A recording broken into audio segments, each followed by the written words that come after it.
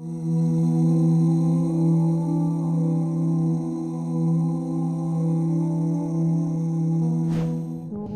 it true that more women than men will follow the Dajjal, and if so, why?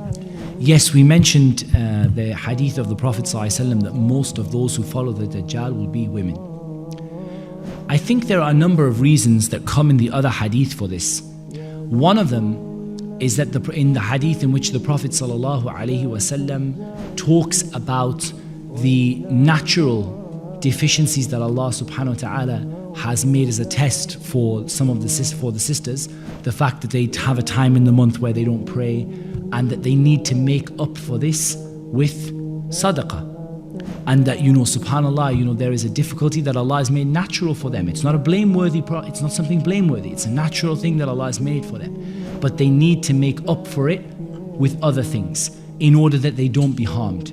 And likewise, the nature and the sort of the characteristic of the women, with regard to the tongue, with regard to backbiting and slandering, these are things which again lead people into falling into these kind of fitan, falling into these kind of trials and tribulations. So I think it's very, very significant that, that there are certain sins that women are predisposed towards, like backbiting and like, gossip and slander. And that at the end of the day, there's a certain amount of a natural predisposition. And so it's not a criticism of women. It's not for us to say that this is that women are bad or that women are less in that regard. But it's simply something they need to be aware of so that they can combat it by giving sadaqah, by being careful about what they say, by being, practicing and by sticking to Islam. But if you look at the hadith that talks about being saved by the Dajjal, they talk about both men and women being saved who believe. So the issue is regarding, certain sins that the women do and certain deficiencies that Allah has put in them. The third issue is the easiness with which the hearts of the women are attached to emotional issues. I think one of the Arabic poets, he said that indeed their hearts are quick to lean. Their hearts move quickly to a person. They become attached to a person very easily and very quickly. And people sort of having a following around a person and having a big, effort made around a person and people's hearts, they go towards them.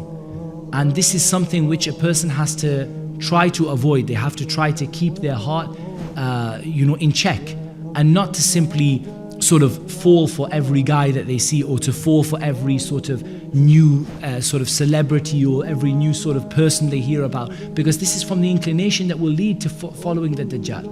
So there is a certain predisposition with the heart, that the heart is the heart of the woman is easier to sort of be attached to things and to be attached to emotional things and people, seeing your mum and dad alive that you thought were dead and other things like that. And again, this is something that is very easy to deal with. Islam has not said you're condemned. Islam has simply said there are natural things within the men and there are natural things within the women. And the natural things within the women make them vulnerable to certain sins and certain problems. But there are ways to get over those. From the ways to get over those is that the sisters, when they are not praying, they spend their time doing ibadah, other forms of ibadah. And they won't be able to replace the prayer. But they don't make that a time where they don't pray, they don't do dhikr, they don't remember Allah, they don't teach anyone, they don't learn anything. This is not the right way. But they fill that time with things which ibadat, which are beneficial, like the dhikr of Allah, like teaching, like reading, like studying, even if they can't perform the prayer.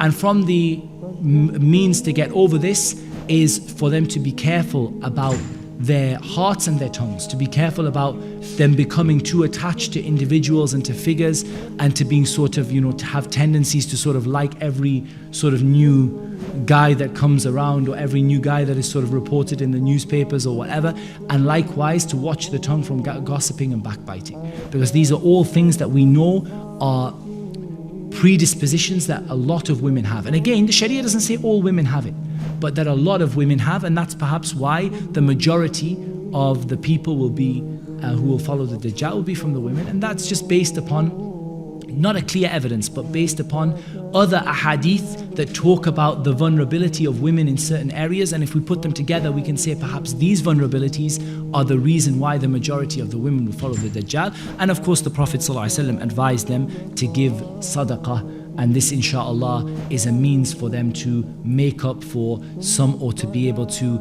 save themselves from some of the natural vulnerabilities that Allah subhanahu wa ta'ala has put into them.